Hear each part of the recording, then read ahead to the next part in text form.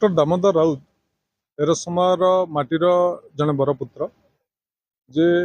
सारा ओडिशा रे परिचित और तांकर प्रतिमूर्ति की प्रशासन जो ढंगे भांगिला ता निंदनीय सर्वांतिकरण रे मु निंदा करुछि एवं